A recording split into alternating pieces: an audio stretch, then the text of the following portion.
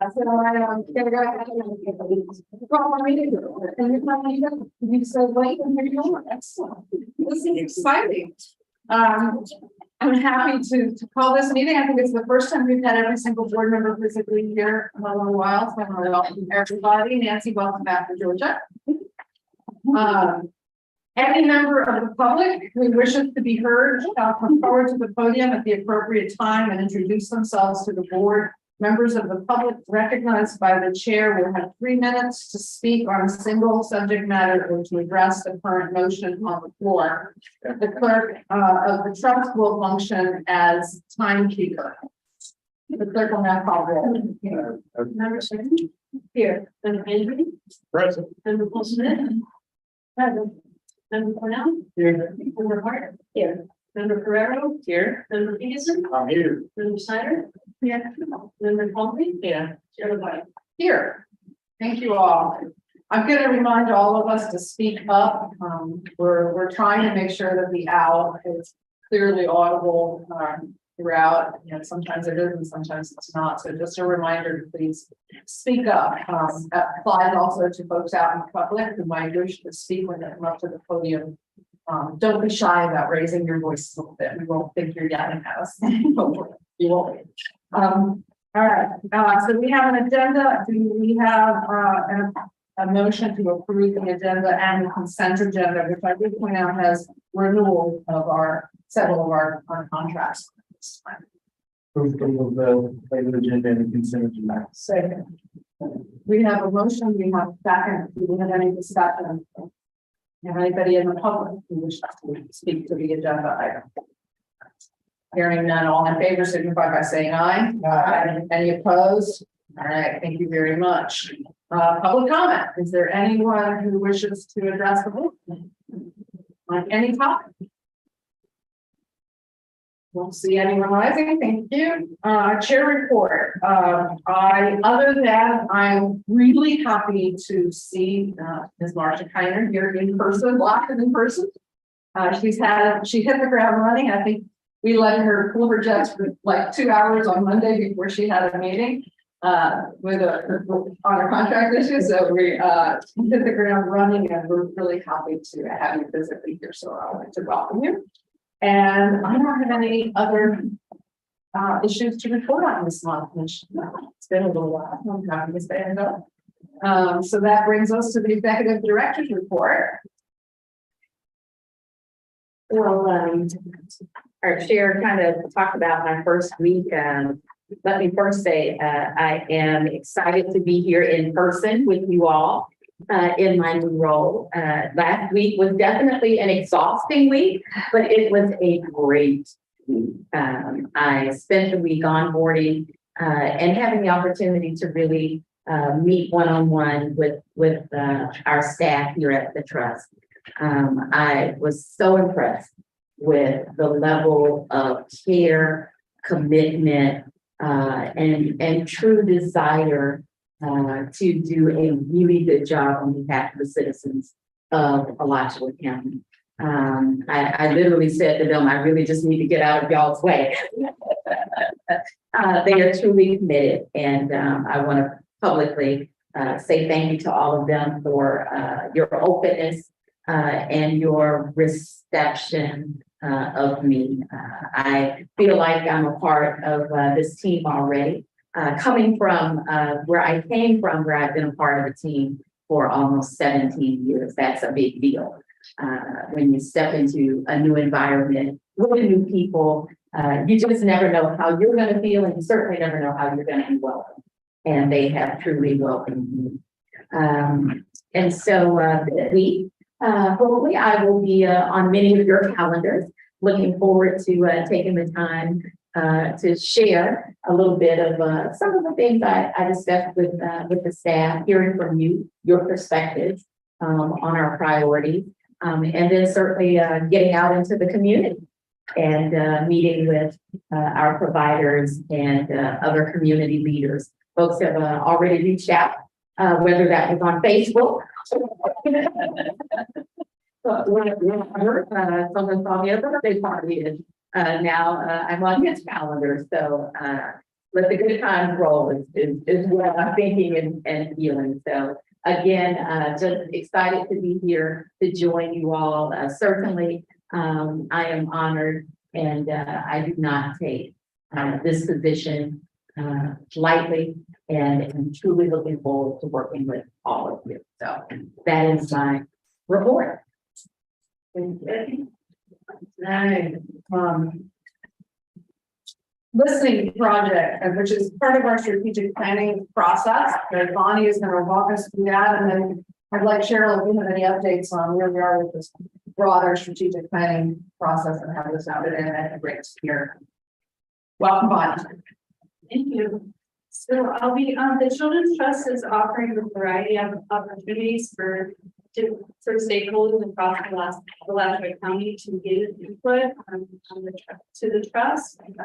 Those opportunities will engage with parents, youth, providers, other partners, and interested stakeholders that want to give feedback on the trust, on things that are going well, strengths, assets, areas that are of frustration and challenge, and really help us give insight on our priorities and approach. And really, it will be a important component of our strategic plan and our direction moving forward. So, as you guys are aware from meetings ago, we included the contract with Prismatic Services, which will be helping to conduct the different listening activities that will be going on throughout the county, and attached with their project plan. So we are really in it now. Things are coming out past the periods. We already kicked off interviews starting in the end of September. As of, I think, about 10 minutes ago, a provider survey went out to all our providers to give input on a variety of things that I mentioned. And then, as you see in front of you, there's our first focus groups will be happening next week. One will be the parents that will occur next Tuesday right here, from 6 to 7:30. And we're going to be recruiting for that. And next week, we'll also be having our first teen focus group, which will be occurring at the high school. And that flyer is also in front of you for the best in front of you. So we'll be recruiting for that this week.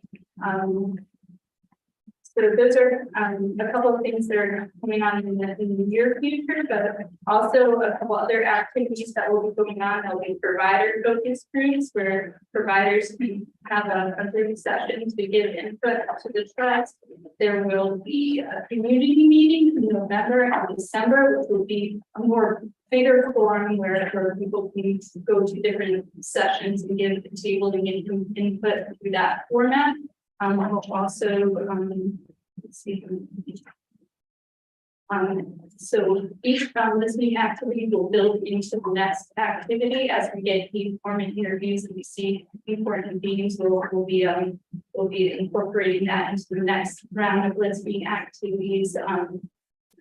And those activities will wrap up in late December, early January. The input derived from those activities will be workshopped by the steering committee and also be presented to the board during the April meeting. I'm hoping we can maybe have an extended board meeting during that time where we can really get into the results more than just a 20-minute presentation. And then communication projects to share back with the community will be going out and communicating to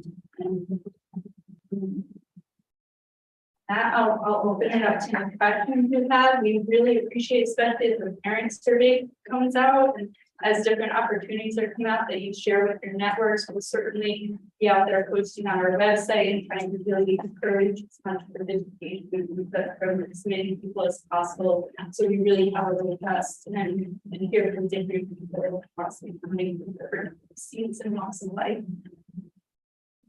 Yes, Judge Burr, Your last part is exactly my question. In terms of, like, for example, this and this, how do you want us to let people know, or do you want people, how are you letting people know about this? Well, from our first stakeholder groups, the key informants and that was really informed by our steering committee. They started an initial list from us, and then we kind of looked at it as a staff and added people that we thought might be missing. But key informants could also nominate others on key informants, and then for the provider list, obviously we have that list. So when it comes to partners and other folks, we're gonna make the link open for survey and focus groups for people to come in that we might not have on our list, but we certainly word of mouth, you know, you wanna make sure it's on our website. So, we can. For example, Girls Place, Child Happens Center, you would want them to send out this flyer to their parents? Is that what you're asking, or not that much? Well, the focus group is is a kind of more of a smaller gathering, like the ideal focus group would be between 8 and 10, but certainly for the parent focus group and the community meeting, that one will be doing a harder push and really wanting, you know, more broader engagement. But for the focus group, so there are going to be several of them. So I believe there will be, let's see, we're going to have 9 focus groups for parents. So those will be really targeted at specific geographies. So we have the Gainesville area, the Newberry area, Alachua, Hawthorne, Archer, Newberry, Mid-Milwaukee. So certain groups we focus. So in terms of what we really need your partnership with and help with would be the parent survey, the partner survey, and the town hall. We will really encourage you to share that out and get as much participation as events. Let me ask another question. I think I may not be asking a good question. I apologize. In terms of this one, the October 18th parent focus group, who are you inviting to that? You said it's gonna be 10 people. Gainesville area parents. How are you getting those For parents? the team one, it would be Gainesville area youth. How are you getting them? How are you? They would email, talk to you on. Right, they email you, but how do they find out to email you? How do they know? Because you said you only want a small group. Yeah, you could share that with folks that you know are in this area, or I can email it to the board. But this is the one where you only want like 10 people? So as soon as. the first 10, that's what I mean, That's what I'm trying to get at. Yeah. How does this get built? Thank you. understand. So thank you for getting that question, because I would have felt like I had the same question. So my other question, that was actually, I already asked one of them. That was it. I wanted to know how we were gonna be getting folks to fill these groups. And just so you all know, on page 3 of this, I asked Bonnie, the 3 focus groups covering high percentage African American areas. I said to her, those look like rural areas to me, and I'm glad we're including them. But I was concerned because there was I wasn't sure if we were capturing folks in the swag area, folks in Gainesville. 32607 is also a large, which is that piece right behind. The mall, but it's actually also the piece that Kimball Wiles lives in front of, and 24 to the interstate and Tower, that whole area also. So 32607, I told it was 8. So Yeah, 8's a little further west. Okay. So yeah, 07 is more that whole Home Depot, you know, behind Home Depot, north of 24, between the interstate and Tower. It's 7 is not a zip code that's listed. So Yeah, so I think that may be something, yeah. Nancy, you may from your old maps have some zip code suggestions. And I guess I do have another question about the focus group. I know you probably can't answer this. I'm not sure if I can or not, but to say we're only gonna limit it to 10 of each of those, wouldn't we think that if we had more voices that we would, let's do more focus groups to do a focus group? So, yeah, for a focus group, you really want to make sure everybody has a chance to give meaningful input. So the larger the number, then people get drowned out or don't get a chance to speak. So that's really an ideal number for that. For the community meeting would be more of a thing where it could be a bigger engagement opportunity, a bigger group engagement opportunity. So then the surveys are going to be critical. Yeah. Okay, so we really do, all of us do want to get the survey information out. Yeah. And share that broadly as we can. And then the focus groups, if there are 9 of them, more groups rather than larger groups.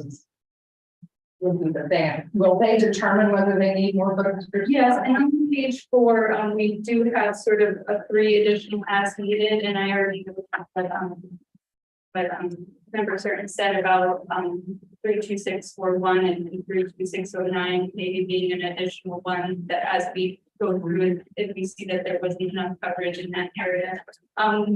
We're doing the 32601 one right here, but we might actually see we get people from the greater Gainesville area. So we'll add those in as we see if they want their coverage. So, yeah, I have one more question. I read in here was providers, and then we reached out to them. What about folks who may not have done business with us? Have we tried, are we going to be trying to get any feedback from folks who may not have providers that may not have done business with us? Yes, absolutely. That would be the partner group, which would be those that we might not fund directly, but they are partners like people from DCF or people from the school district or nonetheless. That's not what I'm talking about. I'm talking about providers who are service providers. We have not been funded by us. That's what I'm talking about. Not partners, but folks who would potentially be providers, but they just have not, as they say, their number hasn't been chosen.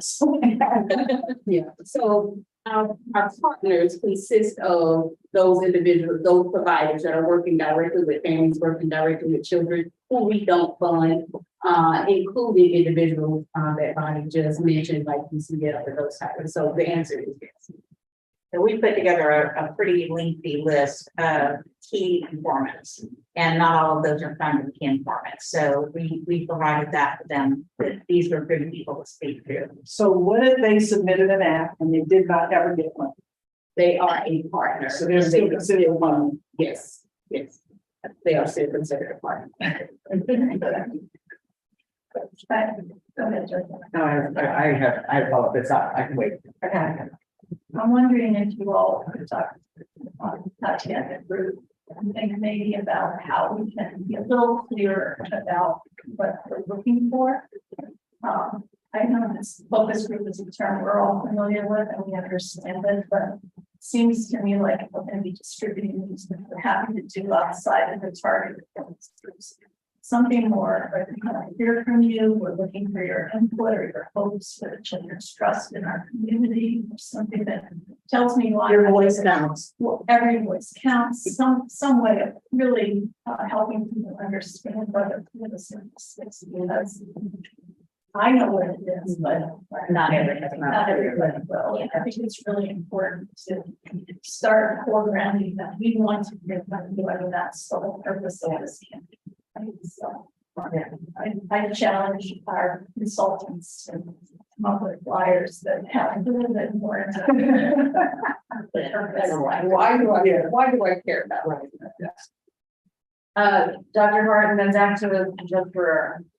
So Bonnie, I just took a picture of these and sent them to 2 people who I do not think participate in any children's trust, anything, and said, we want to hear this. So, I mean, isn't it possible that the people we want to bring in are people who are not our already partners, people who we wish were participating? And I think definitely we want to hear from families that are in our services. We want to hear from families that aren't in our services. Right. So, yes, definitely. Right, so I'm sharing some concerns that I'm hearing among other members of the board that we may need more focus groups or more key informants, or I just feel like what we had in mind isn't exactly what's reflected. Well, and I think the surveys are meant also to be a much broader capture too. So the way they describe the project, the surveys are going to be the wide net that captures a lot of ideas, a lot of concepts. And then they will kind of get the key ideas between the surveys and then those community meetings will be focused in on clarifying, well, what do you think about this? Because this surfaced as we were talking with people. And so I think I see it as kind of a layered process that they're doing to get a lot of different concepts and then see what bubbles up. And then from that, talk to other groups. Yeah, I think Nancy, if you look, if you look on page 75 of the agenda, they talked about that. Deliberately, as a steering committee and the board as well, brought back this language about leaving open the possibility for additional focus groups if some have addresses. So I think studying if they're hearing from it, if they're not hearing from it, whether they're meeting its targets, because it has some. And back to Maggie's comment about how, those maps are old now, but they haven't changed very much, unfortunately. And those really do highlight the neighborhoods where we want to make sure we're surveying, whether we're going door to door with clipboards or whether we're inviting them to a community center for a focus group. Because I think we really, really want to hear from those neighborhoods. Absolutely. For sure. So I have to do backflips to get myself here and have my children taken care of, and I have a lot of resources. Do we have anything for these parents that we want here that may not have the same kind of resources? Do we have someone that can offer childcare? Do you have? Are you okay if they bring their children? Because I think if you want to talk to parents that we're serving, some of them may not be able to get their children taken care of between 6 and 7:30, and that's something. Again, I'm speaking from personal experience, and I'm sure a lot of people have the same stressors. Obviously not before 5 because they have. I work that high, but after 5, you have to deal with those kind of issues. And I just was wondering, had we given that any thought? They give some thought to providing a few little toys or coloring books for them to play with, and they can bring their children here, but there is a formal childcare situation set up. So there's some options that if they have to. Yeah, they have to bring their children. They're going to bring their friends and coloring books. Just going to maybe a change of location, maybe take this to the people, like maybe the Swag Resource Center, because it's close by where people can walk. Maybe have children, library, or the library partnership. Yeah, I think moving them away from this. I mean, unless there's one for this neighborhood. I mean, yeah, like what a great thing. They should not all be there. Focus group should be closer to where people are. Oh, there's one, the student one is GHS, so. Yes. And that is the goal. Yeah. This was for the zip code that was here. And so that's why this was here. The goal is to not have them here at all. We actually went back to Prismatic and talked to them about the incentives, things that families would need to make sure those resources were available for families to encourage them to participate as well. So that absolutely is an issue and a challenge that we are aware of and address also. Any other board comment questions? I guess, so what I've heard is make sure that you're including as key informants, not just the providers we know about, but maybe is there some way to reach out to a broader range of folks that are in the child and family service arena. Make sure that we encourage more focus groups of information arises that suggest we need to come in more. And I also heard kind of in between that if we need a workshop, either by doing a meeting longer, which we have done in the past, starting earlier in the afternoon or on a separate day, especially now that we're back to meeting just once a month. If we need to workshop to get more broader board input than what we can usually do in a 15-minute, just let us, we need to plan that, right? To make sure that people can get it on their calendar.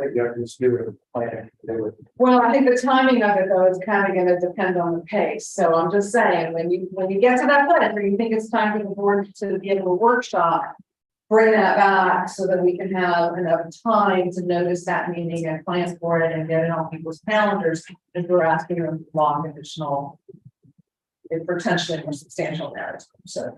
And Prismatic is holding like a monthly meeting with staff to kind of talk through like these kinds of issues we brought up during that meeting. So it's good to get this kind of input. And then the other thing is, I know they've got their first meeting scheduled, and then we have a steering committee meeting on Monday that we're going to allow them to kind of give us the same input and allow that steering committee that will ultimately be working on the strategic plan to talk to them about any concerns or, ask questions directly as well. So that's going to be important. And then we will talk as a group Monday on whether or not like we would like to have touch points during the process as a team come together and meet with them here. What's going on there, yes. Anything else? I just have a question. Now they're all weekend sessions. I don't know. I don't know the dates. They're all scheduled yet. Or do we not know if there's any scheduled? Their listening project activities, or these are usually, these first ones are the first ones we have scheduled, like, so far. So we don't asking about the weekend session. For those who want So we definitely could talk to them about that, this being a possibility for those parents that work during the week, and that would be the only opportunity they would have to participate. Thank you. Anything else? Thank you, Bonnie. All right, that brings us to a presentation.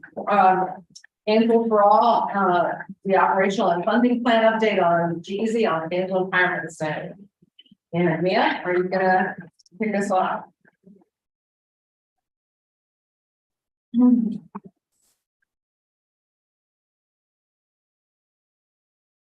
Good afternoon.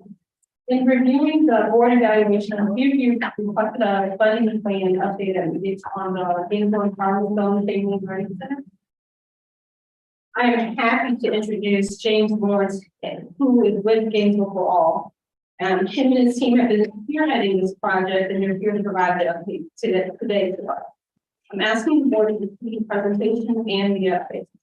To provide some background, the Gainesville Empowerment Zone is the Family Learning Center is a joint project by Gainesville for All and the Alachua County Public Schools. When Gainesville for All created Gainesville Empowerment Zone in 2018, it is with the Alachua County's academic achievement gap between Black and white students in mind.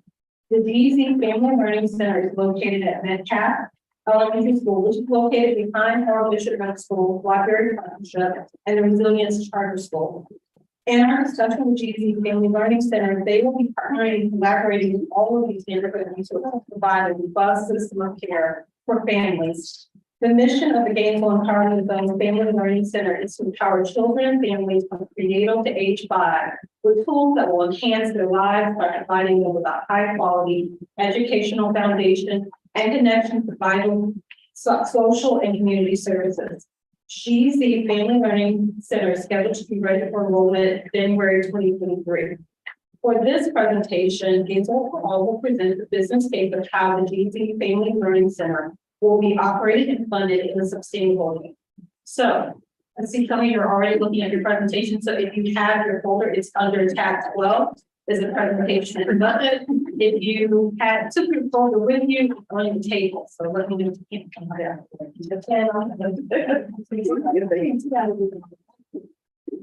Then I'll come back after he, we'll put back.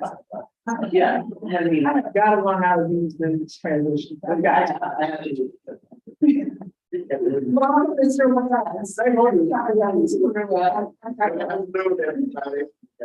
Let me first just say thank you for that introduction, and also to Madam Gerald, the trustee, and it's kind of welcome back home again, and we wish you all the absolute best of your folks.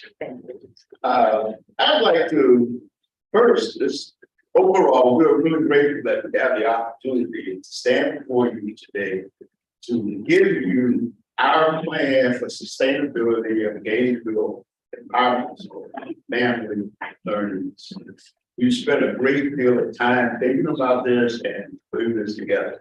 But first, I'd like to just briefly introduce to you our budget team. Folks, we've been working on this plan, and we will have Dr. Ed Block, who is a retired distinguished professor of medicine at the University of Florida, who is heading up our efforts to find money for this project and is a member of the budget team. As you may or may not know, Dr. Block headed up the largest department at the university, and he was responsible for a $90 million budget. So we feel like we're in good hands in putting together our fiscal plan. We also have Rebecca served as for 11 years as executive director of Holy Trinity Preschool in downtown Gainesville. She's now working for us as our education consultant. Also, we have Ms. Jackie Hodges, who I believe you all know, and we have Ms. McGraw, who will soon be sworn in as a member of the school board. They're two of our biggest supporters. So, in the time that we've been allotted, we'll not only show you our plan for sustainability, but we will also show you how our plans really align with the goals and mission of the trust. And I want to specifically note, since we're talking about sustainability, I want to note your second guiding principle. Innovative initiatives should be funded that coordinate comprehensive systems of support and delivers those supports in collaborative ways that allow the trust to achieve collective impact. As you will hear from Dr. Block, you're already partnering with a number of support systems in this community. And as we move toward our opening, we will have even more partners. Finally, I'd like to just remind you that this project is more than a high quality learning center, early learning center on the side. As you know, Gainesville for All, we're all about systemic change. We're all about dealing with issues of race and poverty in this community.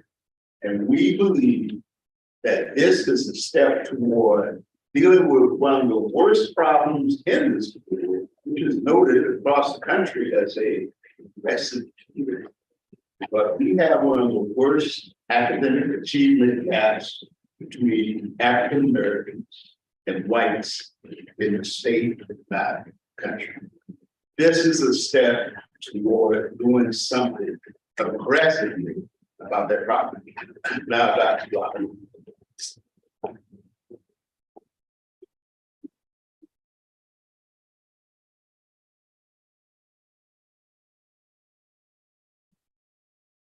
Thank you, James. First slide. I'm going to get right into the budget. And all of you should have in your package or available to you, I think, next week, a one-page budget. This is an extensive, fully developed budget form. I'm going to have a summary form in the slides that are in front of you. This is for reference if you want more detail than I'm going to give you. So this is the first slide. Okay, well, I'm going to really be walking into this. Okay, this is the income that is projected for year one and year two. You know, we're actually scheduled to open June of 2023, not January 2023, June of 2023. And so our year one, on this slide and the budget that you have in front of you, is starting in June of 2023 and runs to June of 2024. Year two would be June of 2024 to June of 2025. So I want to direct you to year one income, and you'll see that we have one-time donations and grants already of $655,000 and recurring funds that I'll explain in a moment, $712,000. This money has come in, the one-time donors are basically unsolicited. The majority of this is unsolicited. We did not start any formal solicited request for funding in the community until the middle of summer. Most of this money, people reading James Lawrence's editorial, knowing about Gainesville for All, just unsolicited gave us that money. We've been successful in grants.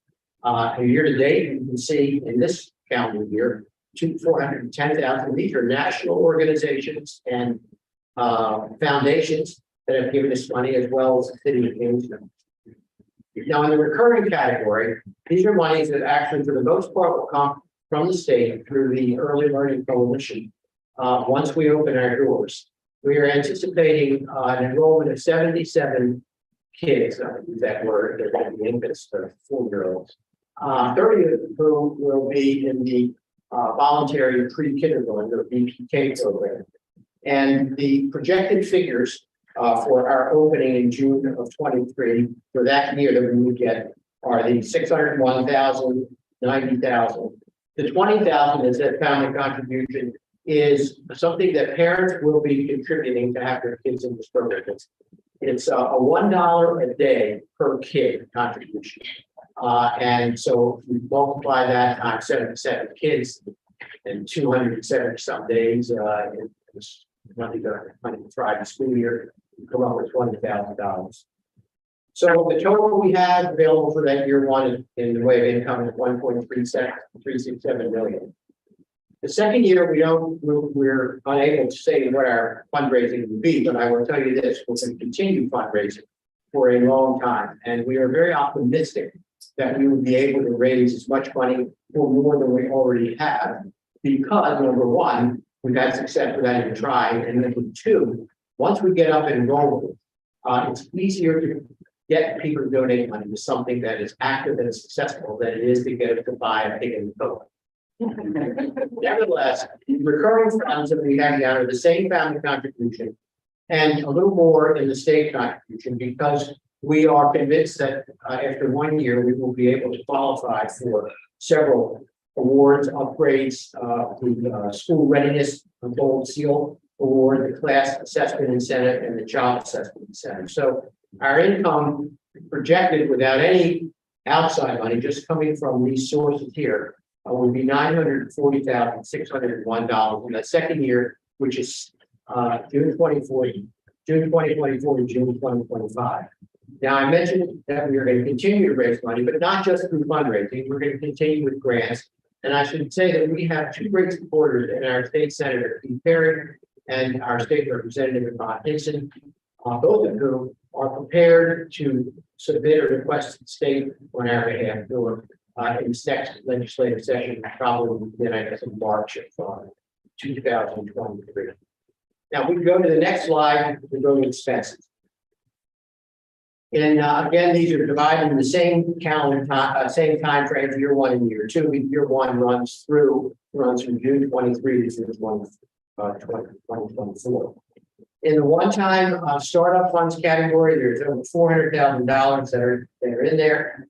Part of this is for outdoor classrooms that we are going to have would be a unique feature. These are, yes, we're going to have slides and climbing bars and stuff, but we are going to have a learn at play type of environment. It's an outdoor classroom. For example, there would be weather stations and woodworking stations and a garden that they can work in, so that they can learn while they're out playing. In addition to the outdoor classroom, we need to have furniture into the indoor classrooms, technical equipment, and building renovations, all of which are included in that $400,000 figure. The recurring side is 1.113 million that we would need, and as no surprise to you, the biggest category is personnel and staffing. That's all the biggest. And this is, we anticipate 25 employees. And these employees will allow us to have state-of-the-art ratios of staff to children at each of the different age groups. The total for the expenses is 1.533 million. We remember from the first slide, our income is anticipated at this point at 1.367 million. So we have a gap of about $166,000 in that first year. Going to expenses year two.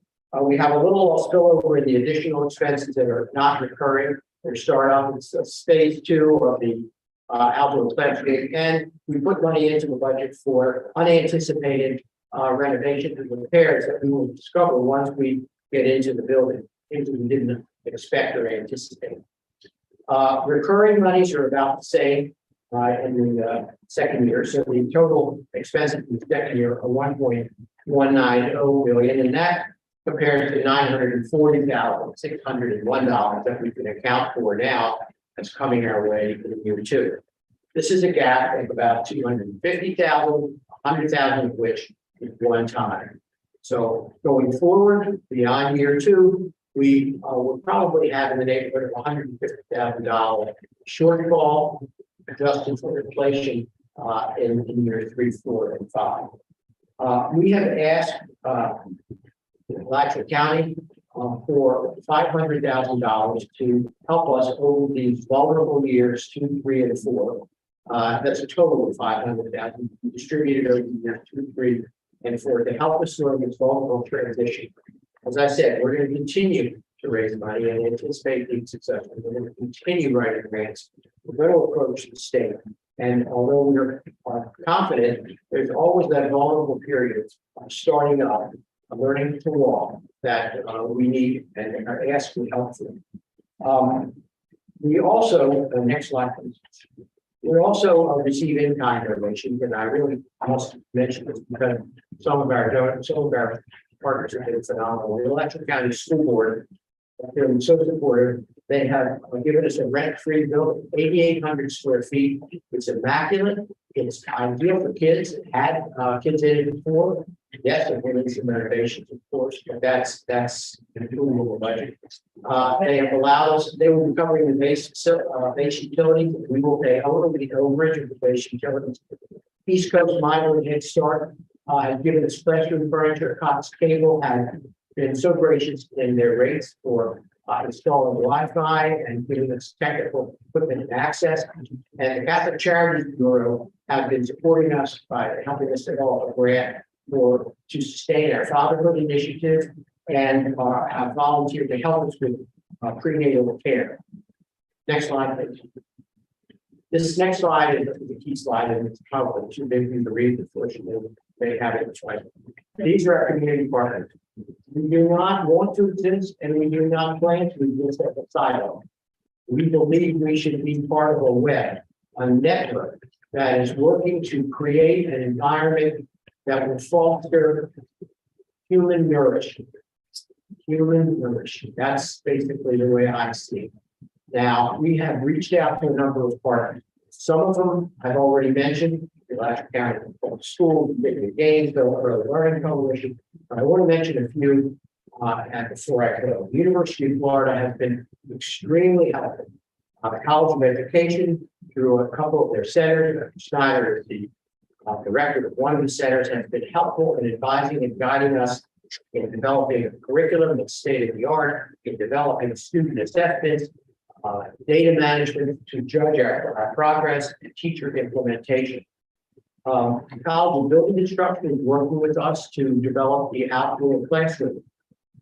Center for Performing Arts and the Art Museum, and I'll add the Cade Museum, which is down below. It's not part of the university, but they are part of this troika of creative arts and science who have already begun having conversations with us about exposing the children in the family center to experiences of creativity related to art and science. And it's a whole new layer that's had on as a partnership.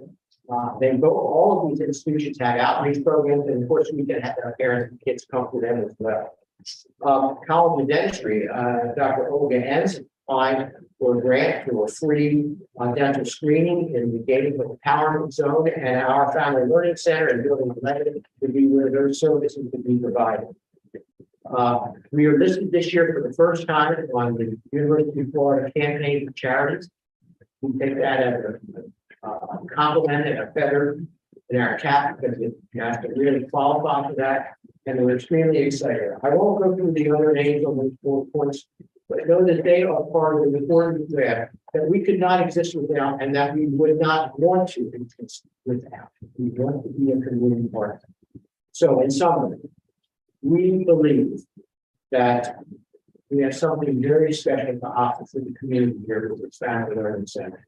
Our partners seem to agree with us in this, and we would like for the Children's Trust of Alachua County to join us in that partnership. I believe, Lawrence believes, that the Gainesville Empowerment Zone Family Learning Center fulfill all 10 of the guiding principles on the website of the Children's Trust for Alachua County. That's all I have to say. Lawrence and I are happy to answer questions. Questions? Okay, thank you. Thank you for the presentation, Dr. Block. My first question, I guess, would be for really one of my colleagues, my board member, Shane, is has the school board kind of vetted this, would they behind this 100%? Yeah, have you had a discussion with the board? Yes, we've met multiple times and we're totally behind it. Okay, so that's great. I mean, that's a great great endorsement. I think, I think as And excuse me, Cornell, he's met with board members, he's met with a lot of different people here in the county and in the public school system. So it's been in depth, and deputy superintendents, board members across our facilities folks. So there's been extensive meetings. I mean, there's obviously a need for a site that has a robust system of care from 0 to 5. And from my perspective, it's right in line with what the trust goals are. This presentation is about kind of the sustainability. And so, Dr. Block, and I think the community is behind it. How much has the city committed? $350,000. Okay, and that 300,000, is that part of the 410? It is, okay. So, as I had a discussion with James, my thought as a county commissioner was that the city and the county, if this is what the school board and the trust wants to fund, should look at one-time funds. And then the trust should look at kind of an ongoing funding source from the standpoint of whatever the deficit is on an ongoing basis. And that's really what I want to kind of focus on, because I'm sitting as a trust board member today, is kind of the ongoing sustainability. So I'm going to try to focus on years 3 through 5. 3 through 5? Yeah, 3 through 5. Your presentation said basically you believe if these revenue numbers and cost numbers are correct, that we'll have it. Dr. Block, you said that, we're talking with the county about years 2 through 5. Is that what I heard? Actually, I think I said 3 or 4 years. Before. In the way of support. Sorry, 1 through 4 or 1 through 4? It's hard to know when we're still in the midst of raising money and creating things. I'm hoping that we will have no deficit for year 1. If we have 8 months that we've been up and we only are $166,000 short. So I am hoping we won't have a deficit. But I think in years 2, 3, and 4, it's very probable. It's probable that we will have a deficit of between 150 and 250, 250 in year 2, and then 150 in year 3. Right, that's what I was. Yeah. So assuming we're up and running. Yeah. And in years 3, 4, and 5, we're looking at a recurring deficit of what you said was 150,000, which is if you go to year 5, which is in year 3, which is 940,000 of revenue minus 1.90 of expenses, because the one-time additional expenses have already. I'm sorry, year 2 has a $250,000. But year 3, 4, and 5 have 150,000. Adjusted for inflation. Well, it would be higher. Presumably. And so I think under this revenue scenario, this board would have to consider, once we're up and running, is that something that makes sense? I think from the community standpoint, it probably does. But it's also reliant on, in the first year, 97% of the revenue is generated from school readiness and VPK. And in the second year, assuming a gold field, 86% of the revenue is from school readiness and VPK. So my real question is, which is great if we can get it, 77 students under school readiness, 30 under VPK. So that's, assuming we can do that, then I think our worst case is about $150,000 deficit, less than we can raise from private donors. So my real question is for John. Is this achievable? Can you come tell me that? What the school readiness money from, like, explain to me how we get that money. How is that granted? How does the state give us? So, families come to, and it's for all of our preschools that we're contracted. with. So families come to our center and they have to be between the 0 and 150% of the poverty level. And then if they choose to go to Metcalf, then April, right, April. yes, then we will pay them. So it's still parent choice.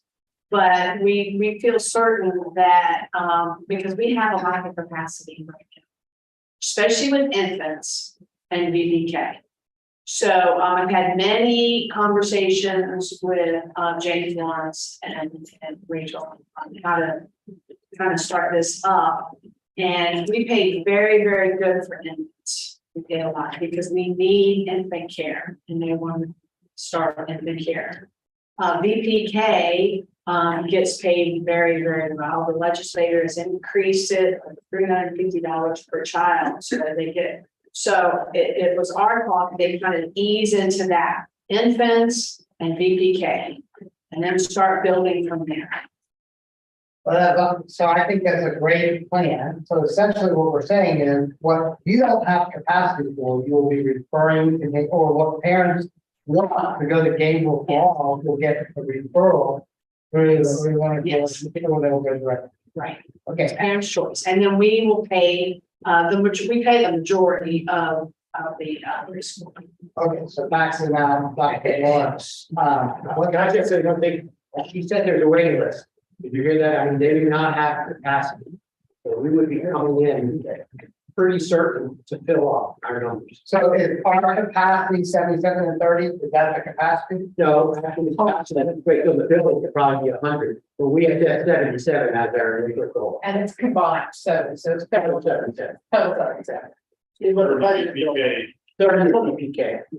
So around the 77, 30 of DPK, right, that's just additional money. Because that, those monies are kind of. Well, I think it's a different pot. That's the two pots are here. They're from the state, but they're different. Yeah. Right, but They're here. stipend plus the DPK, right, okay, so our capacity is 100, and we're presuming in year one, based on backlog of what we think we have, that we can get 77 kids in that school in year one. That's the hope. That's all. We gotta get it up and running. That's the question. Yeah. I'll see Dr. Hart and then Member Sherman. And then Dr. Colson. Couple questions, I guess I can block. The city's funds are one time only. Yes, but they are extended, on an as-needed basis. Are y'all gonna look for the city and the county for ongoing dollars? No, this is it. I mean, whatever the county and the Children's Trust for Alachua County should decide and give us, if anything at all, this is it. Lee, can I speak to that? Please. So the city has funded this year in the current budget cycle. October 1st, now, that money has been appropriated, they have. The county has not. Okay. And the city, and so I'm working with the county to say the city's done it. Trust the school board behind it, county, we need to match what the city did in the upcoming budgets. Which would be prior to that enrollment, because if we fund it, it would be by this. Y'all just passed your budget, so. Right, in the upcoming budget. Where we go? We're gonna get dollars. It'll be in the 23 budget. 23 and 23, okay. Okay, how, as far as one of the things that we've been trying to emphasize at the board is to make sure that the people that are working with the children, employees, get paid a little bit more substantially than what is common practice. And so what are y'all using as a salary for the $15 an hour and then pay. And that's something we believe in, just like you do. And we think it will pay off because the better quality try to get those kids, better results are going to be. So you start at $15 an hour. That isn't that good. Well, that's much better. That's much better than what is being paid now to people working. and what is minimum? $785, something like that. Well, let me just say this, we are looking at increasing that $15 floor, given the fact that what we've seen over the past year or two Some economic paying $70. Yeah.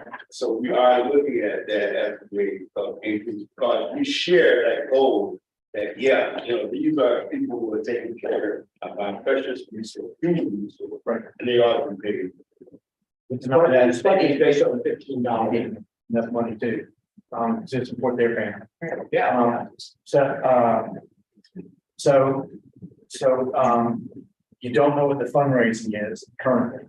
So how will, if, I mean, we just improved our budget, and and this was a situation that we just had speeches the other day about how we wanted to avoid this situation where we've approved the budget and then somebody comes and then we fund it. Yeah, but that's our deal. We'll have to talk about that. So you also have a asterisk essentially about fundraising. So you're trying to get fundraising this year. This year's budget is more or less secure. And you have a deficit, but you're still looking at funding other than just private funding. If the county comes through, then it's resolved your issue. But going forward, how are y'all gonna do your budget if you're looking for for us to give y'all funding, but at the same time you're doing fundraising? Because I think fundraising is a great thing, because you have buy-in. That creates buy-in for the program, the sustainability of the program. So I think that's very, very important. So how are you going to determine what exactly you want from the trust? And then should the trust give you some money, you have fundraising, or y'all just going to use that to improve because you will have an excess, which is not a terrible thing, because I can guarantee you that building is probably going to need probably more than what you put in there. But what would y'all do with the excess? I mean, how are y'all going to determine what you want to ask? Okay, I think you asked a lot of questions. I'll take the last one. We're going to do that. We're going to build a reserve if that fortunate situation occurs, because that's going to be our sustaining force. And also in case of unexpected emergencies, we have to have that kind of thing. Now, if this board or the county or both decide to give us money, it's like a booster to our fundraising, because I can tell you, having sat and talked to people already trying to raise money, the question that I get number one from them is, well, how do I know that my money's not just going to die on the line here? How do I know that you're going to open up and survive? If I can say to them, well, the city, the county, the children's trust, it's like a, imprimatur or whatever, a stamp of approval. And these people say to me, get that kind of support and come back and see me. And these are people who can make a substantial contribution. Okay. And that's the kind of situation we're in now. It's a sort of after you, Alphonse, after you, Gaston. We need you to be the first to make the move, right? To join the city and the Alachua County School Board. I cannot compliment our partner. They're giving us $120,000 a year probably if you in kind support. Okay, I shouldn't have said that, but now you're going to change the deal. No, it's and having the support of this group and or the county, I feel just boost our chances of running. I don't know if that addressed your point. Yeah, one other thing too, we're very fortunate. We're getting a lot of national attention. We've raised about almost $200,000 just from national foundations. And there will be an announcement this week of yet another major contribution to the sector. And we believe that we're going to be so successful. You're going to see CNN and national media seeing what's going on in the Authority. That's going to attract others to support what we're doing. And I apologize, I should have let off, but I commend y'all what you're doing, because from 0 to 18 is very important.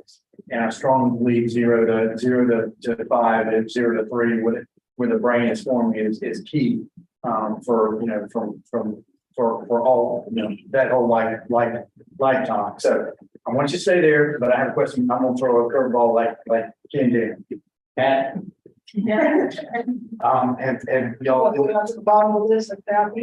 So coming back, because we had other books that I had said would be. I know that, bitch. I was getting asked questions.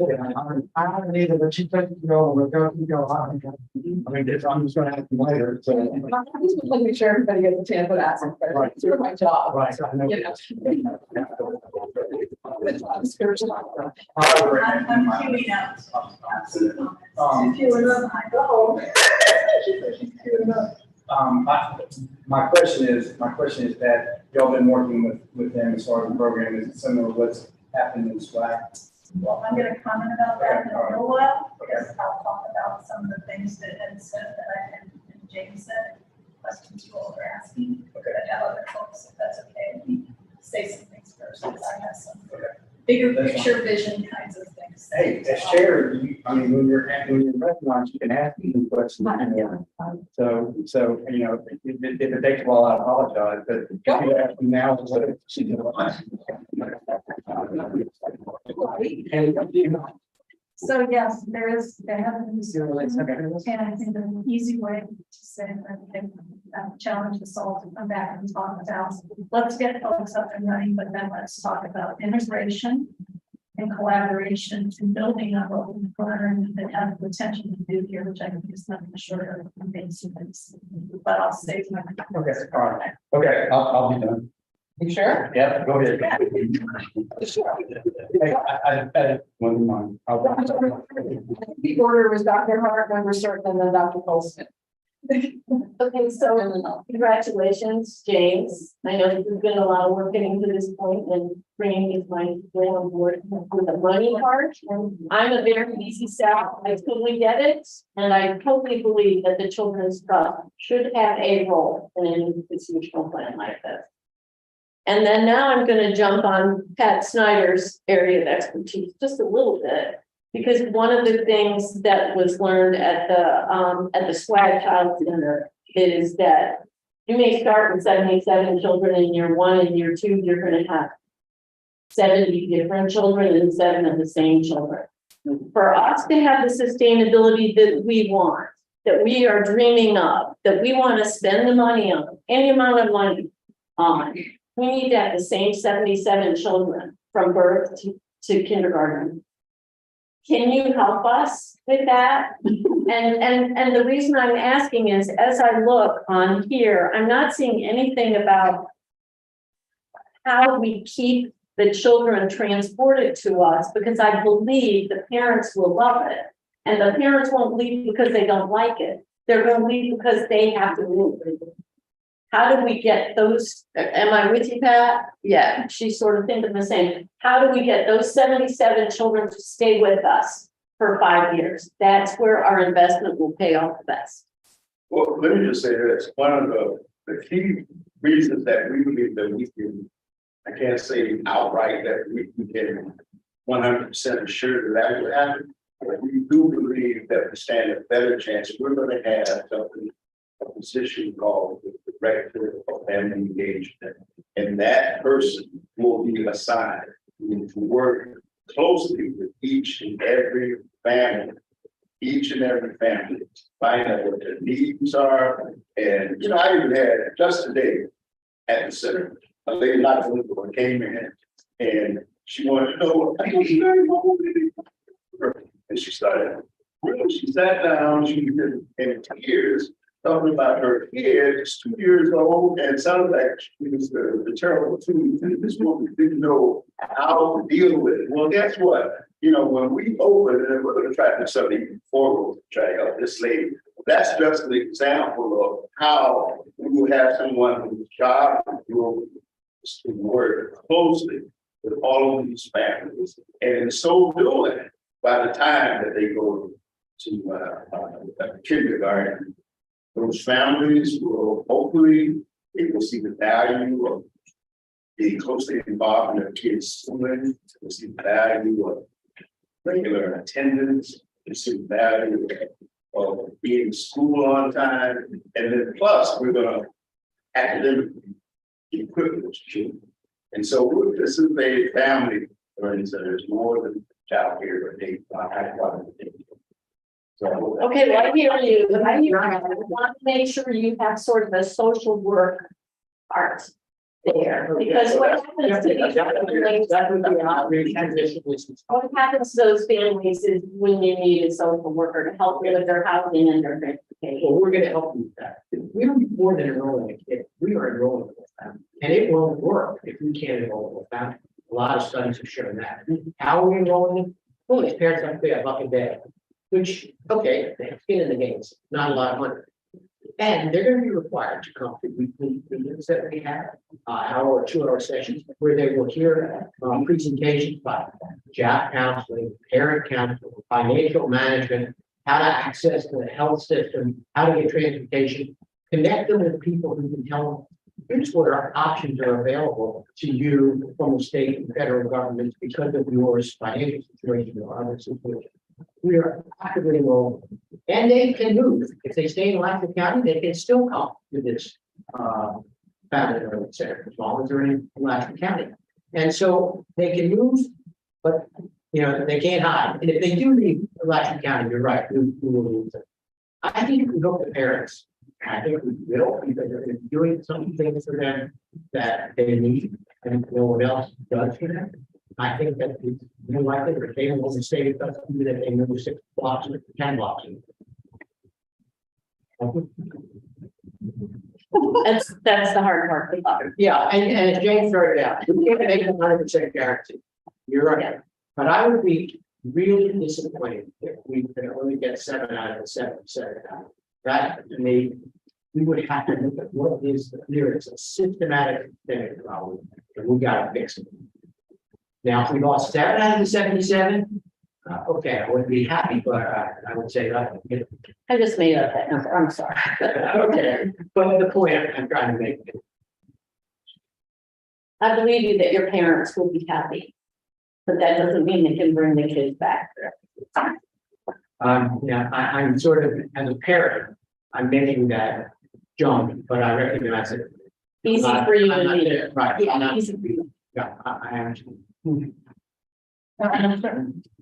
Thank you. So just for the record, as a city school board member, I went all in on this to get them in this spot and I never got. And just if you know, may not know, there it is. Sits on the west side of the campus. I think that is 10th Street. 10th Street. You mean where the building will open? It's not even close. Well, And it was a building, I think it was children with disabilities were kind of located there in that building. So it was already set up, it was in really good shape, so, so I do support that, but what I wanted to come in on, and listening to what their project and ask the question, Mia, does this fit into what our Priska initiative, does it connect any kind of way with them involving families and the children that they will be serving, where it helps us meet those things for the grant? It does in terms of the infant influence. One of the parts of the grant is to increase the number of infant classrooms that we have, and that certainly would increase the number. Taking in the whole family, that's one of the problems that we've heard from other organizations that we've done, where their parents are having to go here, having to go there in order to hold for their whole family. So you may be able to take advantage of it, but you can't take your 2-year-old. Or you can take the 2-year-old, and now you can't take the new kids or the new babies. So certainly does answer those questions too. So yes, so there is some connectivity here with the Krista grant or the trust for that. And then the other thing, that's not mine, but early learning and those connectivity there that really give us that continuity of service. In the past, the district had Head Start, but we don't have the Head Start grant anymore. So it does give us contact with families early on. Those children will, if they stay in Alachua County, will should be Alachua County public school students, so which is good. And I guess for me, and along the lines of Kim was going upon and trying to fill the deficit, they have been coming before us for the longest, trying to get funding. You know, James met with myself, met with Colin before all of this came along. It just has not been a funding opportunity to come out, but you know, kind of some of the way that we did the child center where they got an amount per child per day for a certain period of time. I'm open to that. I was just sitting there and ran the numbers about $8 a day. You have 77 kids, 270 days, and that's how many school days that you know, 270, something like that. 270 days is what I did. That's about $160,000. And they bill us kind of like the child center did based on attendance and that would get their gap. But I was going to throw out that maybe you guys look at having Head Start classrooms for that older area, and that would also be an additional spring because Fiscal Children's Services is running providing Head Start services, if I understand correctly, through the child care centers. And you have, so I think the child center has 18 or 36 spots for them. And so that also kind of connects people, keeps them connected to the child care center, the early learning center or family empowerment center, and because they'll be in the area and they'll possibly come to Metcalf as a kindergartner. But I with Dr. Hart and Dr. Snyder and wanting to keep having continuity so we could follow the children. But this is kind of a transient area where there are some renters in there, but if it's still childcare for their kids, hopefully they wouldn't move too far away and that they would be able to continue to stay connected with the facility and with all the other ancillary services that you all are anticipating serving, that may be the connector at this time there. But you know, when that time comes, I am okay with doing it. We were sitting, I spoke with Nicole earlier, and I'm not saying we throw good money after bad things, but I think this is a good project. And we have a good amount of cash on, and we have needs while we have completed our budget, but we have needs while we could move things out for one-time expenditures. That's my question. Just I didn't want it to sound like I did want to make the fact that the comment that I sit as a board member and I have been supporting this, so y'all didn't think that they didn't have. Yes, and I'd like to follow up with surgery in terms of this. It's something that we should seriously consider. Having been a part of the Gainesville for All for, I think it's been 4+ years. Since its inception, there have been 4 or 5 things that have been really consistent. The first has been just a cross section of a lot of community stakeholders. When you go to those meetings, you see people from all types of backgrounds and large audiences. When you think of a Thursday night or Wednesday night and you see 100+ people there who are saying they're committed to a community or committed to young people, I think that says a lot. One of the other strengths of Gainesville for All is when they talk about the children, they are really taking a holistic approach. And so when you go to the meetings, they're talking about the family, education, housing, healthcare, criminal justice, community. And so it's not just an isolated entity of children, but it's this 6 or 7-pronged approach. You know, they say if you're going to help the child, we have to help the total child and deal with all the variables that are associated with that child. The third thing that has been consistent has been just how sustainable Gainesville for All has been. I think many of us in the community know things that have started and stopped. But this particular initiative has been sustained and very organized. And I think if you were to talk to the 100+ people who consistently attend these meetings, they would say that one of the greatest strengths has been the organization and how everything has been well put together. The fourth thing that has come forth in the last year or so has been the University of Florida, and I'm hoping Santa Fe at a later time have created their own chapter of wanting to be a part of Gainesville for All. So it's been nice to see younger, more fresher faces saying from a college as a part of their community service, they also want to support Gainesville for All. And so I think, and then the fifth thing has been that family focus. I think at this last meeting, even though we've been talking about family for years, at this last meeting, they said that they were really going to put a lot more emphasis on that if we're really going to impact the child. And there's really something powerful about that word for all. I think, you know, when we talk about gaps, and inequities and discrepancies and things of that sort. When you hear for all, I think this particular initiative has really been really serious about, let's make sure we do it for all the children. And I think that's been our message here, with the Children's Trust. Whatever we're gonna do, we wanna make sure that all of the children are being impacted. So having been a part of the process for 6 years, I just wanted to make those reflections, to say what has been consistent, across the board. Thank you. Other board questions? Yeah, hi. So, back, I guess, to Dr. Schneider's point, explain to me how we are incorporating what we learned at SWAG into this class.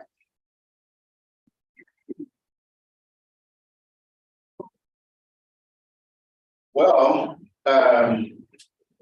we haven't really had a lot of contact with SWAG so far.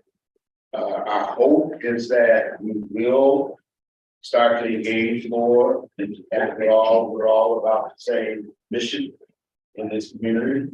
But as far as, the kinds of things that Dr. Hart just spoke about, I was unaware of that.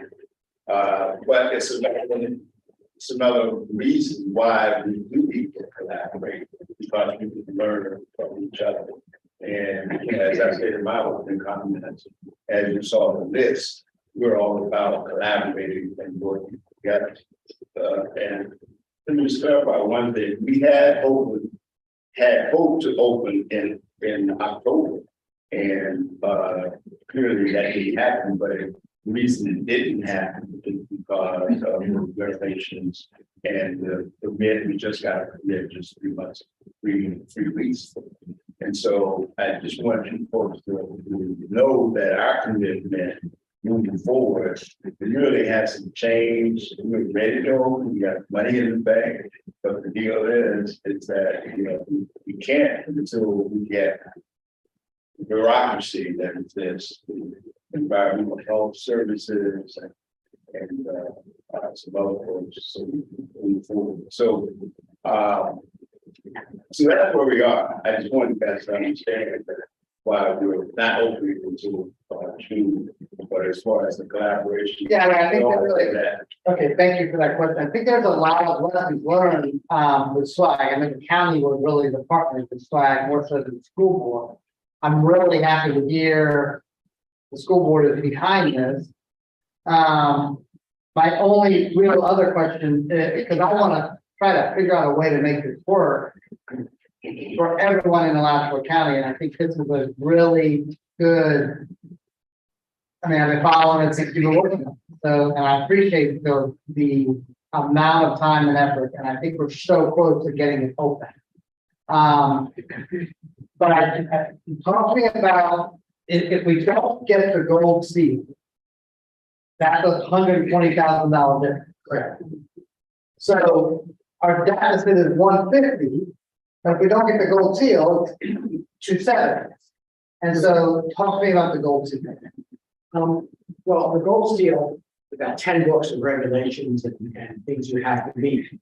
And talk to me about how easy and how you're going to get it, not how hard it is. well, I've never done it before, but I'll tell you, but we are going to get it. Now, I can't guarantee you that it will be at the first shot in the first year. I really can't. We put that into the budget on our conviction that we're going to be good enough, but I agree. Well, let's have Rebecca talk this thing.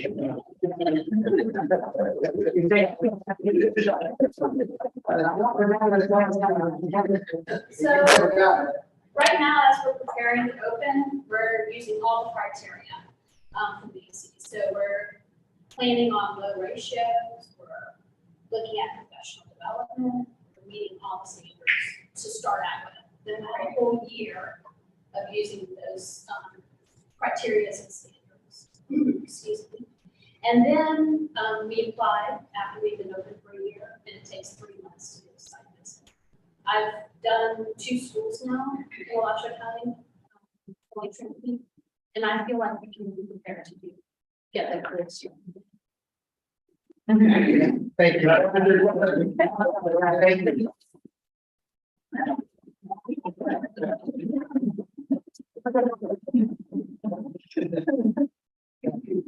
May I ask more? Yeah, Sure. absolutely. Okay, you said you didn't open in October, or you're not open in October, when y'all anticipate, June of 2023. it's when y'all gonna open? Okay, so the budget that you're talking about here is only half a year. You know, that budget, I told you, we have a lot of money that's ready and ready. But your expenses won't. Your expenses won't really kick in until June of 2023. Oh, well, that's not true. We have some equipment, all but the one-time start off stuff. I tell you what would be great, I think, is that for y'all have let it be known that y'all would like some funding from the Children's Trust. And I think everybody here is positive, said that sounds really good. But I think it would behoove y'all for our education to come back with a formal request. Tell us exactly what y'all would like. Instead of saying, here's what our revenues are and here's what we think we might like to do. Come back and tell us what, because it doesn't sound like this year there's as much of an urgency. Because y'all have enough for this year, if you're not starting until June of 2023. For our fiscal year. Yeah, and that way, you know, we can kind of get it in our budget and y'all can sit down and think about what you really want from us. Okay, so you want us to put a request together that tells you what we would need? Yeah, but I'm only one person. No, if that's what you want, that's fine. When would you need something? So I guess part of the challenge is fiscal years, is part of it. So I don't know what kind of fiscal year you're planning to run. Our fiscal year runs October 1 to September 30. So depending on when you open and what that expenditure plan and revenue plan is, it has to intersect with a very different fiscal year for us. So I think that's part of what we is getting at, because it may be our current fiscal year that just started ends September 30 to 23. You may not really need money in that first year. In this year for us, and what is this fiscal year for us? You would likely need it in the next fiscal year, which from a planning perspective here is a different situation than coming in now. Hearing that, yes. Because it sounds like when they're gonna open. No, I think that's fine. You made a good point. We got it. You read us right. We think we're ready for opening June 2023, but we're worried about 2024. Well, and the key, y'all will be starting, when we'll be talking about it will in earnest be talking about our budget. Budget for next year, and when it would come, if you start in September, you know, our budget year starts, or June, our budget year starts, 3 months later. Well, if that's the recommendation for, I know you guys aren't gonna, really talk about it, but that's fine. We can live with that. I make a motion that they come back. Hold on.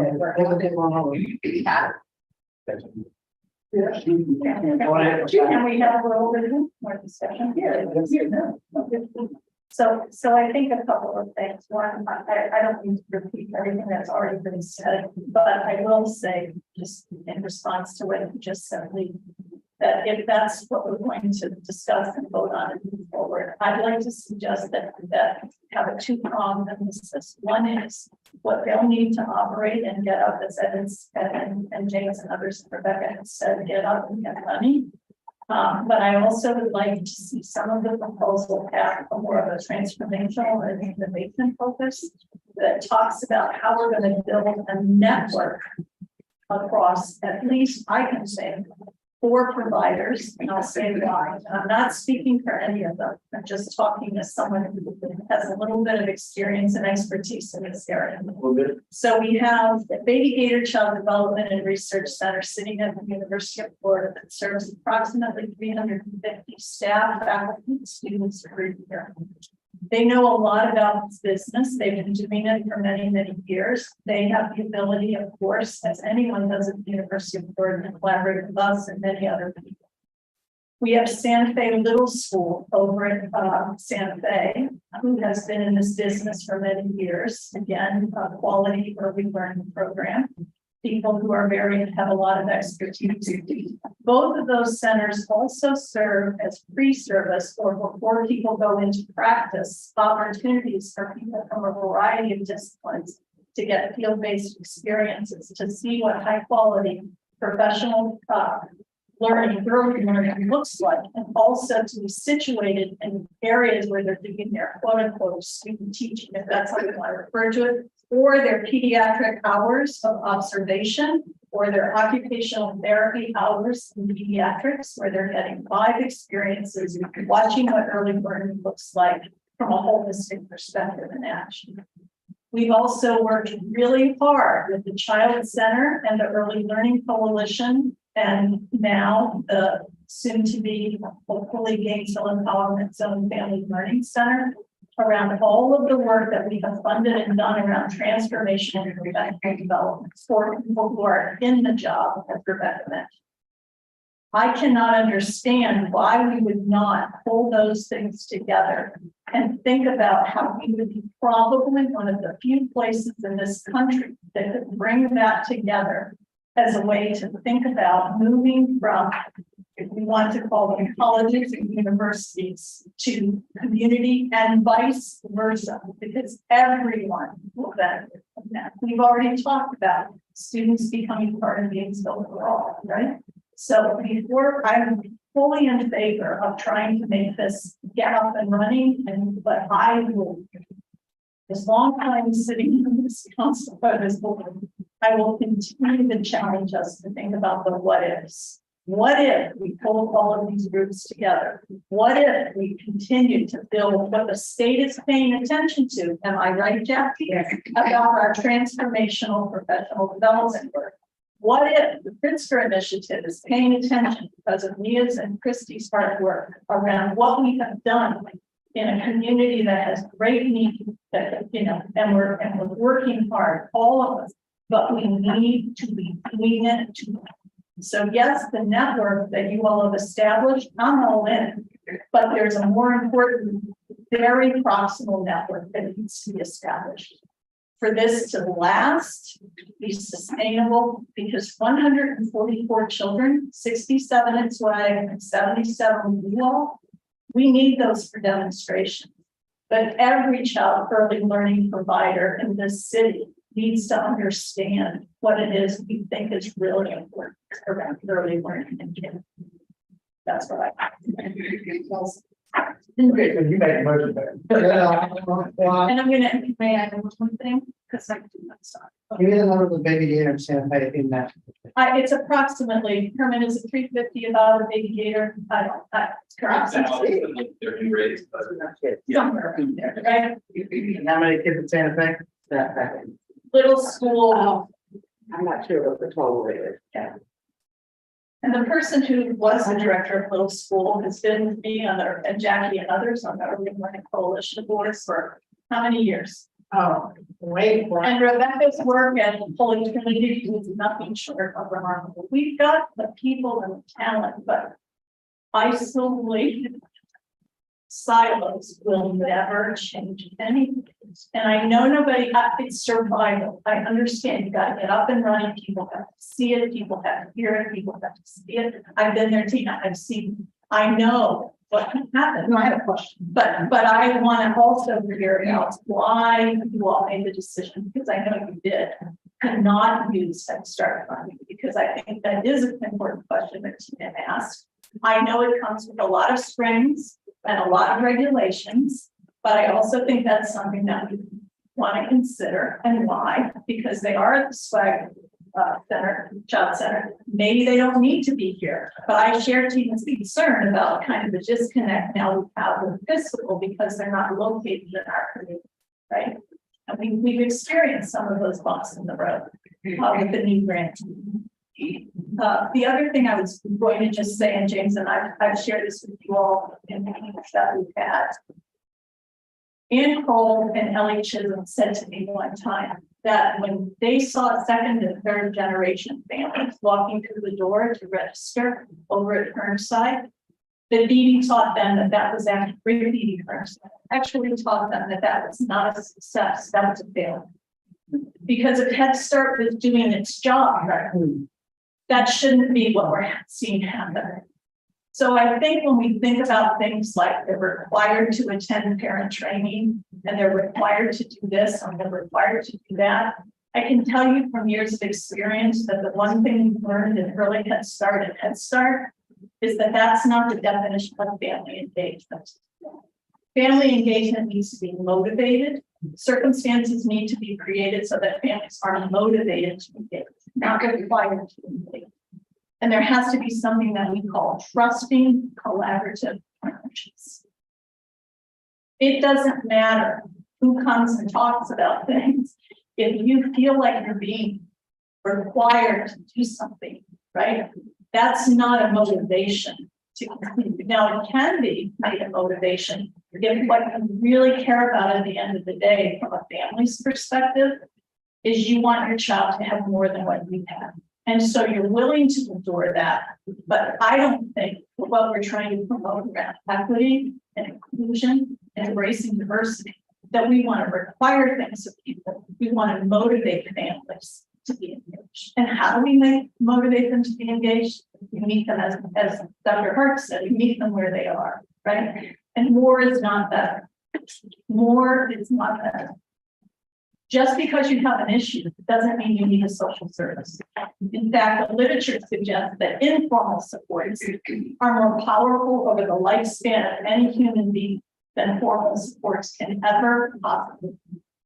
So I know that's a lot of verbiage and a lot of blah, blah, blah, blah, blah, but I challenge us when we come back with this proposal to talk about how you all and others in this community can spearhead this transformation that will be here forever in this community, right?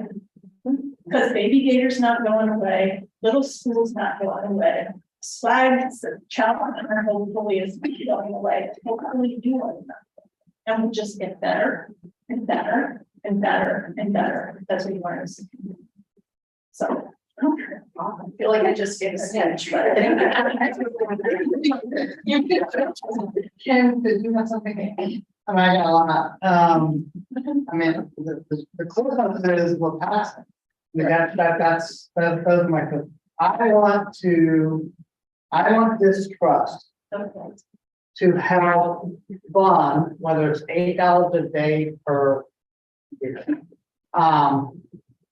These 4 organizations so that they are sustainable. I want the county commission and the trust and the school board and the city to help you get up and run. But I want the programming and the collaboration at Gainesville for All and SWAG and Baby Gator to be so powerful that it makes each of you stronger. And if we can, as a trust, help fund that sustainability and expansion and growth, I think that's our role. And if we have to put some money to help you guys get up and running, and the county has to do that, I think that's our role. But that commitment has to come with the programming is going to be like this for our entire community, not just our center, for our entire community.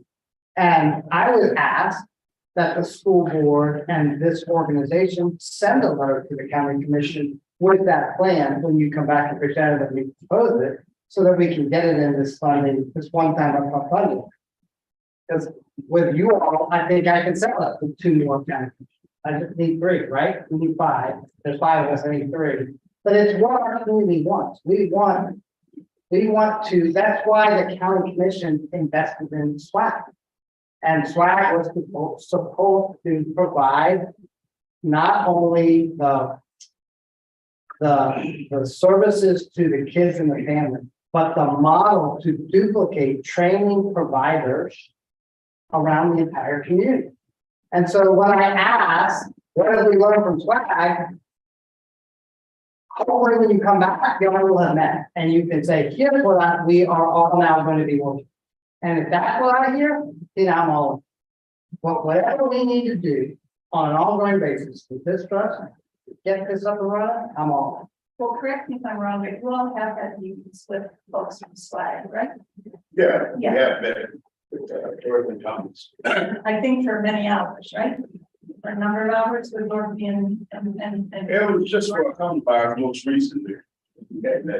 prior to that, so that. But that's, so I hear, I've heard that, but it's also unfair. Swag is up and running, they're trying to raise money to get out. But they weren't up and running when the county was funded. No, I guess I'm what I'm gonna ask. Help them to get up. No, I agree 100%. And the county, I think the county needs to do that again here, but then we have to, in my. I'm not trust, I'm not making. Okay. But I have a question for Pat, if I could. I'm asking.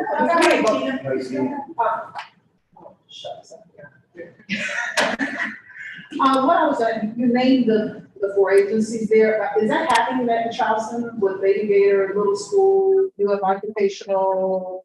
That's what we need. It is happening in theater, because Baby Gator for years has been a place where medical students go, nursing students go, occupational therapy students, physical therapy students, our students of education, to see to learn different things. So you're looking at one of this center. I'm not saying that now, I'm saying in the future, wouldn't that be wonderful? They have students who are coming to the Gainesway for all meetings. Sure, they can come to the meetings, but what about those who are interested in early childhood could actually go to these centers and spend time and learn about this stuff? Dr. Hart?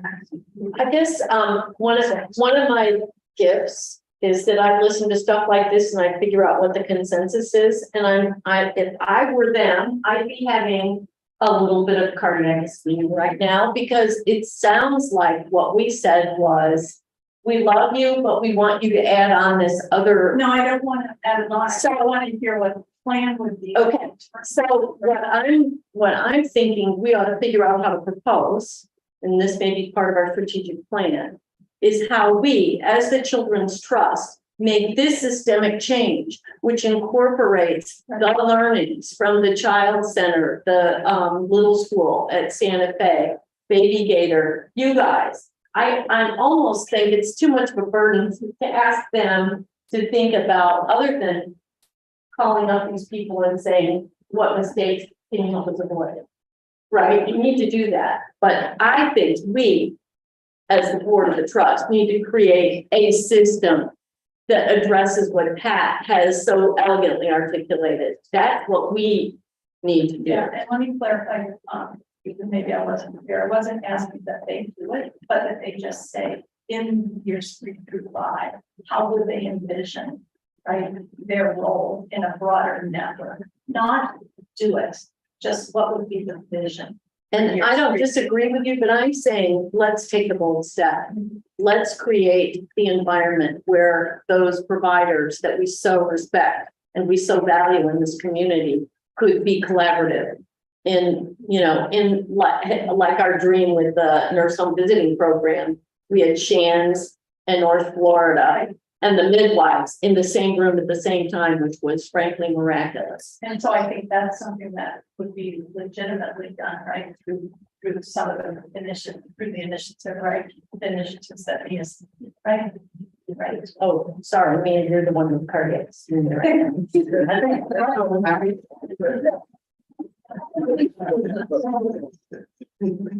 This trust role, with that network. That is the trust role. One. Other board comment before I jump in a little bit. I'm gonna be fine with you. Mr. Peterson, you said I'm setting up, yes, sir. I was gonna make a we're gonna wait for a minute. That's fine. So let me say that, and I met with James and I've talked about this model, and early on in my past life, I went to Gainesville for all meetings. Occasional regularity anyway. And I think it is an amazing, I think everything Dr. Goldsmith said about the longevity and its tenure. But if I sit here, we've said we're not going to accept unsolicited proposals for a reason, because we don't know how they fit within a broader strategic goal. And I've talked to other folks from other trusts, and they said absolutely never, ever, ever do we take unsolicited proposals, because what we want to make sure is that there's an issue that's raised when it needs to come back to staff for them to study it, to bring together the expertise and to say, is this, what is the approach as a trust that we want to take to address it. So I'm not, at all, please, I'm horribly impressed. I think this is amazing work. It has lots of potential, but I think we need to take a step back. We have a strategic planning process that includes budget allocation. As Lee pointed out, the rubber is not going to hit the road with them in terms of operating dollars until really our next fiscal year. So what I think we have the opportunity to do is to have them come back as part of that strategic planning process. We take a look at what do we want to do with early childhood education? How do we incorporate a forum as the trust that provides for those issues that Pat just so eloquently raised? That maybe helps with some advice around how you do get to these folks that can't quite drive their kid when they move. It's not as easy. But I think we're not at a place yet to have a motion or a proposal. That my position is let's incorporate this into our planning process that is much broader than just GEZ, but includes these other centers and looks at how we can change the lake, to use our old metaphor, around early childhood. I don't think we're ready for a motion to do anything other than give them some advice about how to think it through, and us take that input into our strategic planning process and say, how do we change early learning? What do we want to do about early learning as a trust? The one little piece of feedback I'll give you is I know you've got a potential capacity of 100 and you're looking at 77. As someone who's done a number of startups over the years, where I think I know what the census is going to be, it never is. And so I would encourage you to think about some budget scenarios where you don't have 77 kids all the time. You got to base it. My running estimate is always I budgeted 85% census of the census I thought I was going to get. Because if I got more, then goody, I have reserves to put in. If I don't, then I haven't overspent myself to a place where I can't make it up. So I would think about some scenarios where you don't have a 77, because you may not have 77 in month 1, and you may not retain them into month 2. You're going to have variability. So anyway, that's my 2 cents. I don't think we're ready for a motion to fund until we have a strategy around what we as a board want to do for childhood. My motion was funded. It would be funded. Don't know where everybody else sits. Let me just say that I want to thank you for listening and spending this time to make some very valuable suggestions. We appreciate it. Well, one thing, Dr. Clark, I would hope that you and Ms. Lawrence don't leave unhappy or discouraged, because I think everybody on board. We're more than all. Is on board. Thank you. That's helpful. It's My heart getting a little better. Yeah. I mean, you heard that this is something that's important to us. The timing is it gives y'all the opportunity to come back with something a little bit more concrete and participate in the strategic planning, which, as you may have heard at the beginning of the meeting, will be, it is in full swing. And we want, Pat did just a dynamic job of describing something that needs to be done and how y'all can be a part of that. And all I was suggesting is that you think about each of those things that you said, your centers like me, and just think about how then working collaboratively within the network, you all can be one of the levers, not the whole lever, not responsible for it, not coming up with a plan, but how you can think about that. And again, as you said, I think we're all committed to this. There's no question about that. So hopefully you're not being discouraged, but I'm encouraged that we have a lot of available supports that we should be taking advantage of to really transform, and that will make us more competitive for a more national visibility in the markets and grants. Thank you, Madam Chair. So, it's kind of welcome to your first meeting. Thank you. I think so, members, I have the distinct opportunity to walk in the parade with the trust on Saturday, and it started, please y'all say, because y'all, I'm not going to bring up. And it started with me having a conversation with Marcia, and when we finished the finish line, we were still talking, which was great. So I've had that kind of first long meeting. And I said to her, I said, our board has amazing talent, and there's always individuals that either create heat maps or know how to balance accounting or, have done this for 16 years. And so this has been a perfect example of that. What I am really interested in, if this board is interested in, is really having our staff work on what Pat said. Having Gainesville for All come back to us while they're working with our staff. And they're working with SWAG and Baby Gator and obviously the Urban Learning Coalitions, so that they can give us a budget request that's in line with our budget to consider. And it would be a request, not just a one-time request, but on an ongoing basis. This is how I see the trust fulfilling the needs of the students and families that are providing $20,000. We're trying to change generational poverty, right?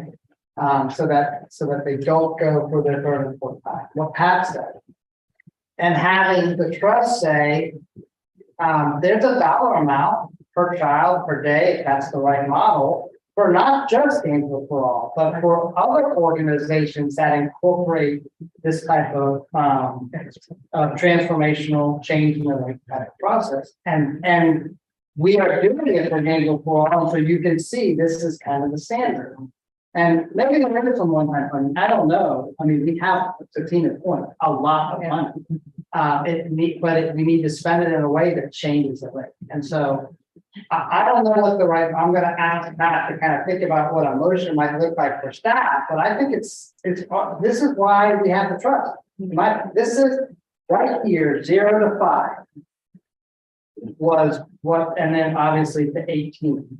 But if we do it right 0 to 5, it costs a lot less from 6 to 18. You know that. So I would love to see a budget request come back from Gainesville for All in working with our staff that comes up with everything. All that. So I don't know that that needs a motion. I think that's staff. I mean, Chrissy, Marcia, do you guys feel like you have a sense of where to go with that? Yeah. Yeah, I think Would you mind talking to staff and I think a lot, we talk all the time, so we can continue the conversation, right, but involved. And it sounds like what we're saying is we want to be a little more focused around this initiative, around some partnership. yeah, and then I think what I'd say to Gainesville for All is you need one-time funding to get you to June of 2020. What's that number? And then ongoing, working with staff, how can they subsidize? And you are going to be more successful in your private funding.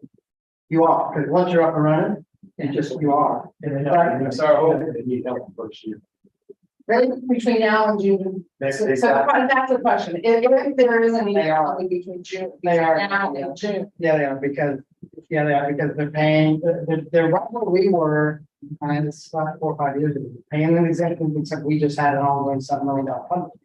But they're paying an executive director, they're gonna bring on a behavior person. I mean, they're building this organization. Then that needs to be a separate discussion that they can have with Christie and I think once that's figured out, if they knew they had an ongoing funding stream from the trust, then that helps with that request, really, for the county. The school board, they're on facilities. Cities, they don't, they're $300,000. Gotta work on the county, and we can work and talk about how we do that. But if the trust and the school board said to the county, here's our plan to change the lake, then I will present that to the county. Because we did it for SWAG, and we gotta do it for this. And it's building not just the workforce that exists now, but by linking to the top of the sandbank, you have it's building huge. And what I found and share with you all, because it's important in a weird kind of way about affordable housing. So we have 4,000 affordable housing units in the county. There are 2,100 in the city of Gainesville, which means there's 1,900 outside the city. About half and half. 1,700 of those units outside the city of Gainesville, of the 1,900, are the I-75 corridor. That's why. That's your heat map. Those are your heat maps. 1,800 of the 2,100 in the city of Gainesville are east of Main Street. That's Gainesville law. That's where we are attempting to change the situation, right? And so, we have, I mean, we have. It's just between doing that and Swag, Baby Gators and Santa Fe, that's the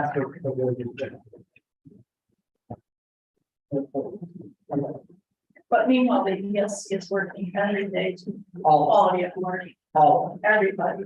And so I'm wanting to see that in all of every provider. Yeah, and we would love to be a part of pulling all those, we work absolutely, pulling all the board together. Because it's gonna be a little bit, we got good together, all right, we can come together for consult. And we are doing the DVD program, we've seen gains, and that's what we want to do. We have to talk about it with the county, we want to do that for all of our free students. So that's what, it takes time, you know, it does, but that's what we're working on with all of them. But Baby Gator and Santa Fe, I mean, it's a no-brainer, you know, we've been doing it for years. So it sounds like we've got some demonstration sites, each of which has a unique piece that they're doing.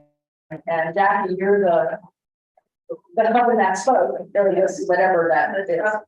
And we can be the systems connector, so maybe not just having these folks come back from the Early Learning Center, but really having a discussion that helps us understand how that group works and what the potential is.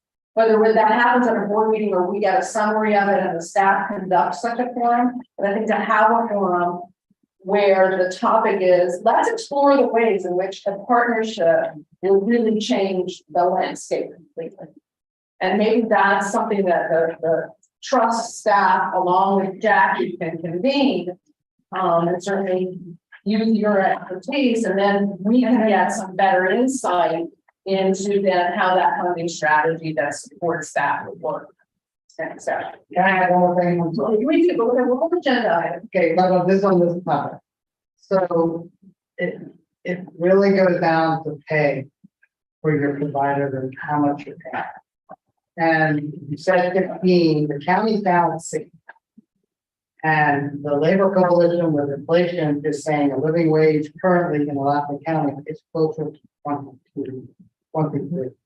So I mean, this is where we're headed. This is where we are. And you know, Lee and I, when we were on the county commission, we were the ones that kind of led with that $12 to increase it up 50 cents an hour.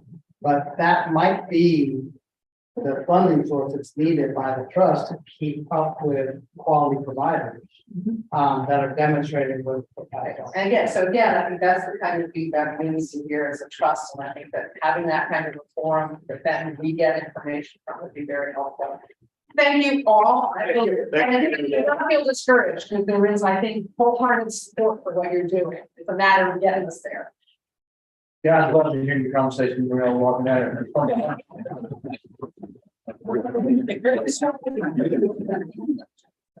We have one last agenda item, and not last but not least, Mia has a recommendation for accepting Pritzker Children's Initiative funding.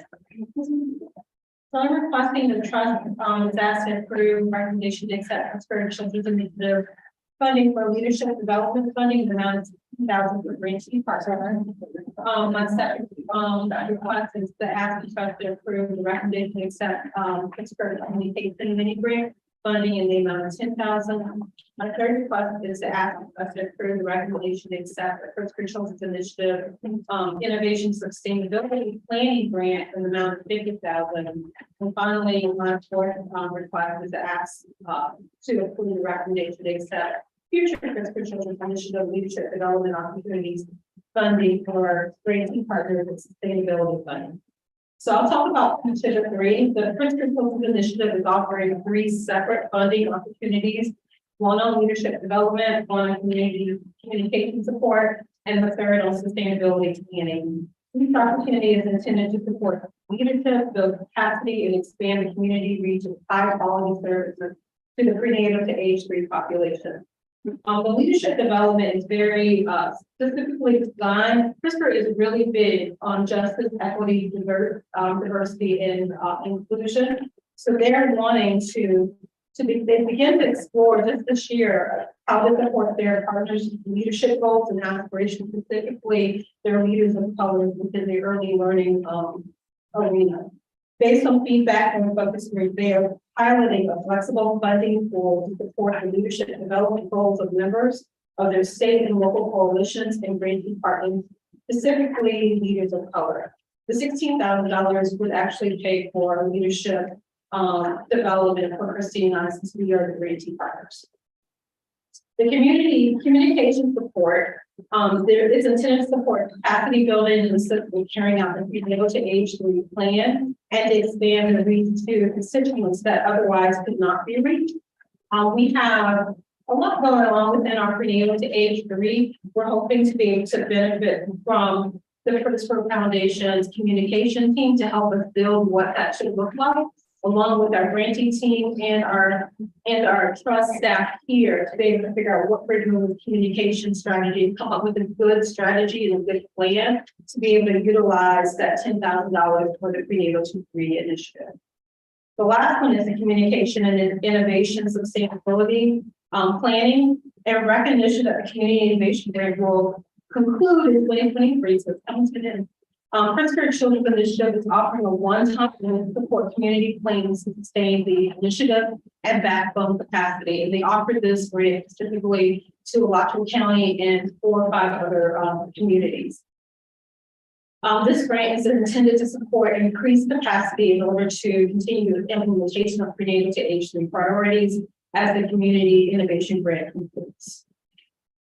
All right. So we have a motion and a second. Is there any discussion? I have a question. Yes, ma'am. So Mia, is this in addition to the grant that's already, that the CRISPR grant that we already have, this $76,000? Yeah, so we did a mini grant, I think it was to board meeting. Yeah. And that was specifically for our community doula program. Right.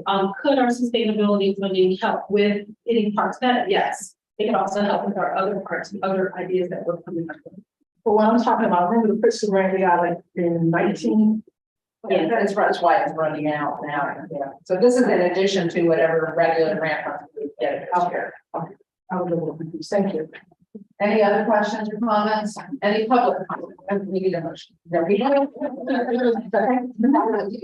Any public comment on the motion?